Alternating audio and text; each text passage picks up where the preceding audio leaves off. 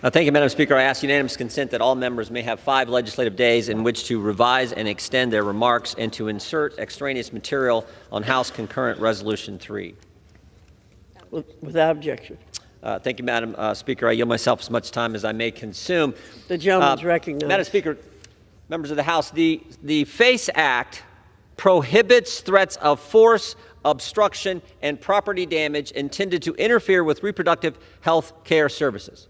Let me just go over that again. Prohibits threats of force, obstruction, and property damage intended to interfere with reproductive health care services. The Justice Department has said this act is not just about abortions, but applies as well to pro-life, I'm quoting, pro-life pregnancy counseling services and other pregnancy support facilities providing reproductive health care.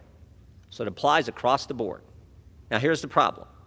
On May 8, 2022, Mother's Day, activists targeted a pro-life nonprofit center in Madison, Wisconsin, setting it ablaze and vandalizing it with the words, "If abortions aren't safe, then you aren't either." On June 3rd, 2022, left-wing anti-life activists targeted the Capitol Hill Crisis Pregnancy Center, throwing red paint on the door, eggs in the window, and spray painting the building with "Jane Says Revenge."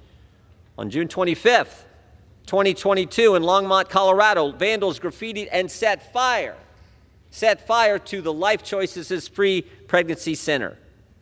And this has happened dozens and dozens and dozens of times all across the country. What's the Justice Department done? To my knowledge, no one.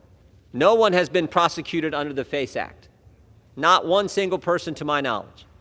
But if you're a pro-life activist and you're praying outside an abortion clinic like Mark Houck, guess what happens to you? FBI kicks in your door, arrests you, puts you in handcuffs, and does it in front of your wife and 7 children. That's what happens. So we want this. Look, we don't want violence anywhere. As Mr. Cicilline said in 1 minute, we don't want any violence anywhere. But let's not have this double standard. Not to mention this. Think about what happened after the Dobbs decision was leaked, the leaked draft of that opinion.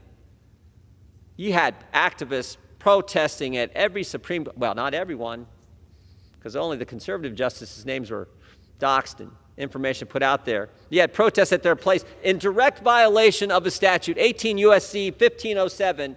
You're not supposed to be protesting, interfering when a decision is pending in front of a Supreme Court justice's home.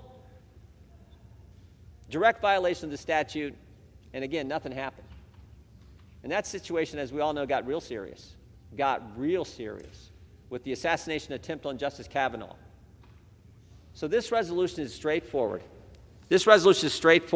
What has happened literally now at hundreds of crisis pregnancy centers and churches around the country this past year is just flat out wrong. And this is a resolution that says we appreciate the good work that happens at crisis pregnancy centers where they take in women, where they help them and help that unborn child.